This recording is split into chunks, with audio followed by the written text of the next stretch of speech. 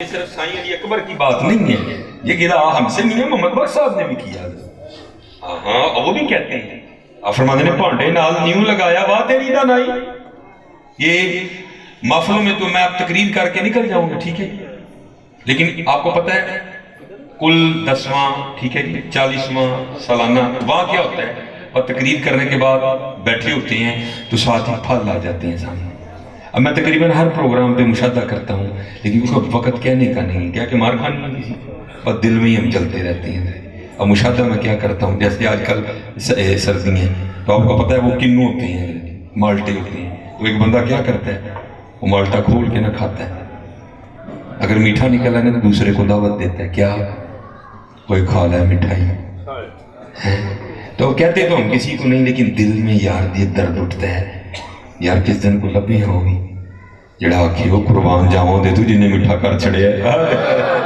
ہمیں یہ یاد ہے کہ میٹھا ہے، وہ میٹھا کیا کس نے ہے، وہ کون ہے حضرت، وہ تجھے بھول گیا ہے، وہ کون ہے جس نے میٹھا کیا ہے جی، یہ تجھے پتا کہ خربوزہ میٹھا ہے، یہ تجھے بھول گیا میٹھا کیا کس نے ہے، یہ تجھے یاد ہے کہ تربوز میٹھا ہے، یہ تجھے بھول گیا کہ تربوز میٹھا کیا کس نے ہے، یہ تو نہیں ایسا کھلا کرتے ہیں پانڈے نال نیوں لگایا واہ تیری دانائی۔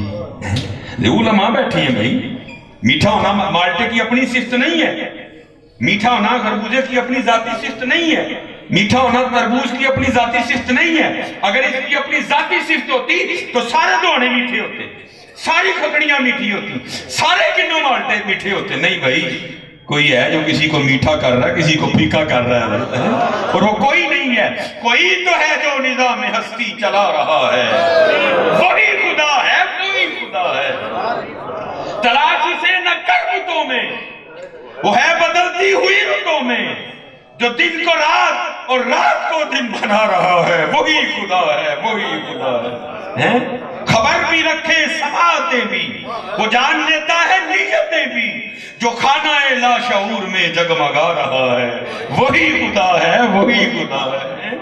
یہ دیکھو نا، یہ پتہ نہیں ہمیں ہو کیا گیا، یہ دیکھو نا، کبھی آپ نے غور کیا یہ گلاب کا پھول یہ سبز رنگ کی ڈوڈی سے نکلا ہے، سبز یہ رنگ کی ڈوڈی پیچھے ٹھیک ہے جی، یہ بند تھا نا اس میں، یہ سبز رنگ کی ڈوڈی سے نکلا ہے، کبھی آپ نے سوچا یہ سبز رنگ کی ڈوڈی سے نکلا ہے، اس کو اتنا لال کس نے کر دیا ہے؟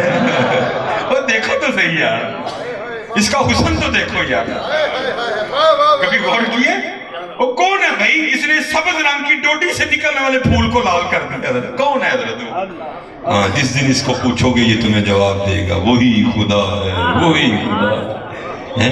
یہ موتیے کو رنگ کس نے دے دیا، یہ موتیے کو خوشبو کس نے دے دی حضرت، یہ کوئل کو اتنی میٹھی آواز کس نے دے دی، یہ کوے کو کڑائیں کڑائیں کس نے دے دیا حضرت ہے، یہ تتلیوں میں رنگ کس نے بھر دیے ہیں جی، یہ آپ پورا کنوں کھا جاتے ہیں، کھا کے کبھی ہم نے ایک بار الحمدللہ نہیں کھا، کبھی کنوں کی پیکنگ نہیں دیکھی، کبھی کیلے کی پیکنگ نہیں دیکھی، کبھی اخروٹ کی پیکنگ نہیں دیکھی حضرت جی ہیں جی، تو میاں صاحب کیا کہتے ہیں، پانڈے نال نیوں لگایا واہ تیری دانائی، نیوں لگائی اس کاریگر تائیں جنہیں یہ چیز بنائی،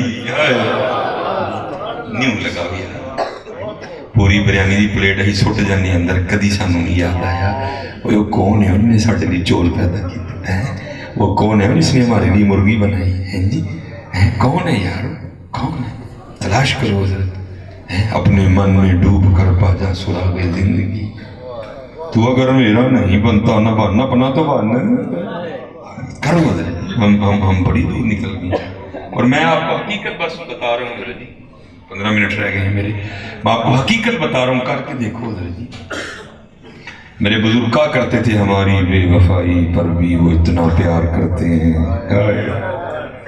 اگر ہم با وفا ہوتے تو کیا ہوتے، ہماری بے وفائی پر بھی وہ اتنا پیار کرتے ہیں۔ میں بھائی کسی کی بات نہیں کرتا، بڑے لوگ بیٹھے، میں نہیں وفا کا دعوے دار حضرت، بڑی غلطی ہے، حقیقت بتا رہا ہوں، سناؤں پھر آپ کو وفادار کی بھی بات، اب سنو وفادار، بابا صاحب کہتے ہیں کہ حضرت میں کہہ رہا ہوں کہ ہم نے اپنے غلط کردار سے یہ حالات پیدا کرتی ہیں کہ اب ان پاک لوگوں پہ بھی انگلیاں کھڑی ہو رہی ہیں.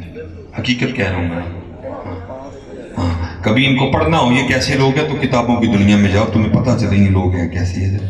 ہاں میں آپ کو بابا صاحب کہتے ہیں میں مرید ہونے کے لیے پہلے حضرت سلطان الہند کی بارگاہ میں گیا تھا.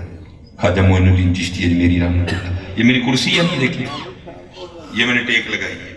کہتے جب میں خواجہ صاحب کی بارگاہ میں گیا تو آپ نے خشک تنے سے نا ایک خشک لکڑی کے تنے سے درخت سے جو اوپر سے کٹ گیا تھا بس تھوڑا سا درخت رہ گیا ہوا تھا. کہتے حضرت اسے ٹیک لگا کے بیٹھے تھے. کہتے جب اللہ والوں کی بارگاہ میں جاؤ تو اپنے خیالوں کو کنٹرول میں رکھو یہ دلوں کے جاسوس ہوتے ہیں. بابا صاحب کہتے ہیں جب میں گیا نا خواجہ صاحب کی بارگاہ میں تو دل چ خیال آیا اللہ چنگا ولی لکڑ نہ ٹیک لائے تو لکڑ خشک رہے چنگا ولی ہے. کہتے جب میں حضرت کی بارگاہ میں جا کے بیٹھا تو حضرت نے میرا وسوسہ پکڑ لیا اور آپ نے کیا کیا. کہتے ہیں حضرت نے خشک تنے پہ نظر ڈالی سرسبز و شاداب ہو گیا پھل پڑ گیا.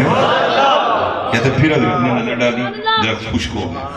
پھر حضرت نے نظر ڈالی سرسبز و شاداب ہو گیا پھل پڑ گیا. حضرت نے کافی دفعہ اس طرح کیا. پھر کر کے نا مجھے مخاطب کر کے کہتے ہیں فرید وہ تو فقیری کرنا ہے کہ رب نہ لڑائی لینا ہے. وہ فرید وہ تو فقیری کرنے آیا کہ رب سے لڑائی لینے آیا. کہتے میں نے عرض کی حضور کیوں کی ہے. فرمان لگے جو دی مرضی ہے خشک روے تے تو ضرور انو ہرا کرنا ہے. یہ فری ہے جی وہ میرے دکھ وچ راضی میں سکھ نو چلے پاواں. یعنی اپنی مرضیاں چلتی ہیں یا مرضی یار کی ہوتی ہے. ہم نے تو پتہ نہیں کیا سے کیا کر دیا ہم نے تو پتہ ہی ان بزرگوں کے مزاج کیا ہے. اچھا پھر آگے آپ فرماتے ہیں کہ اور معاملہ ہوا. مجھے آپ فرمانے لگے چل دہلی کتب کے پاس تیری خبر لے. کہتے میں اجمیر سے دہلی چل پڑا. اب کہتے کتب صاحب کو میں نے دیکھا نہیں تھا. کہتے میں دہلی پہنچا تو میں نے وہاں جا کے نا لوگوں سے پوچھا بھائی ادھر کو کتب الدین صاحب ہیں. تو بچے کھیل رہے تھے اور کتب صاحب کھڑے ہو کے ان کا کھیل دیکھ رہے تھے کیونکہ کتب صاحب بالکل جوان تھے. 39 سال کی عمر میں تو کتب صاحب کا وصال ہو گیا تھا جوانی میں. تو کہتے ہیں دیکھا تو ابھی کتب صاحب کی داڑھی بھی نہیں تھی آئی تھی تھوڑی تھوڑی داڑھی آئی تھی. کسی نے کہا جی وہ ہیں کتب صاحب. کہتے ہیں پھر مڑا گیا. دل میں خیال کیا ہے اللہ چنگا گل نہیں پیر تے لبا لیکن لبا منڈا پیر تے لبا لیکن لبا منڈا. اس نے مجھے کیا تعلیم کرنی یا اس نے مجھے کیا معرفت سکھانی تو خود بھی لڑکا ہے. کہتے ہیں حضرت کتب صاحب نے میرے وسوسے کو پکڑ دیا. کہتے کمرے میں چلے گئے. کہتے جب باہر آئے تو بوڑھے ہو چکے تھے تھوڑی سفید ہو گئی تھی.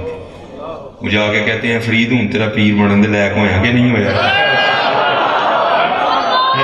اب تیرا پیر بننے کے لائق ہوں کہ نہیں ہوں. کہتے میں قدموں میں گیا. میں نے حضور معاف فرمانے لگے تجھے عمر سے کیا لگی تجھے تو سودے سے غرض ہونی چاہیے. سودا نہ ملے تو پھر تو گلا کرنا تجھے عمر سے کیا لگے ہیں. اور پھر دیکھ لو کتب صاحب نے بابا صاحب کو کیا سودا عطا کیا ہے.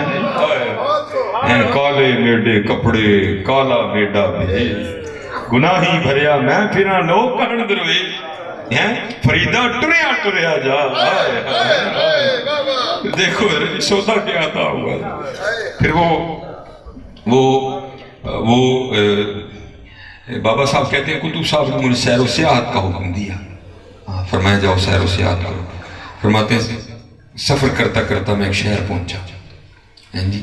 تو کہتے میں نے وہاں جا کے نا لوگوں سے پوچھا بھائی ادھر کوئی اللہ والا ہے. لوگوں نے کہا جناب ادھر تو نہیں ہے یہ جو سامنے پہاڑ ہے اس کے اوپر ایک غار ہے اس میں ایک اللہ والے رہتے ہیں جی رب کو منا رہے ہیں. آپ فرماتے میں زیارت کرنے کے لیے نا پہاڑ کی چوٹی پہ گیا. کہتے جب میں غار کے منہ پہ پہنچا تو کیا دیکھتا ہوں کہ وہاں ایک ٹانگ گھٹنے سے کٹی پڑی ہے. گوشت پوست کوئی نہیں ہے خشک ہو گئی ہے ساری. کہتے میں نے کہا بھائی یہ کیا ہے. خیر آپ فرماتے میں غار میں چلا گیا. بزرگ بیٹھے ہوئے تھے زیارت کی کچھ راز و نیاز کی باتیں ہوئی. کہتے جب میں جانے لگا نا تو کیونکہ سنت ہے کہ اپنے مہمان کو دروازے تک رخصت کرنے جاؤ. کہتے حضرت بھی اٹھے. کہتے جب حضرت اٹھے تو کیا دیکھا حضرت کی بھی دائیں ٹانگ کوئی نہیں ایک ہی ٹانگ. کہتے میں بڑا حیران ہوا ایک ٹانگ باہر کٹی پڑی ہے حضرت کی ہے کوئی نہیں. تو کہیں آپس میں کوئی بات ملتی تو نہیں.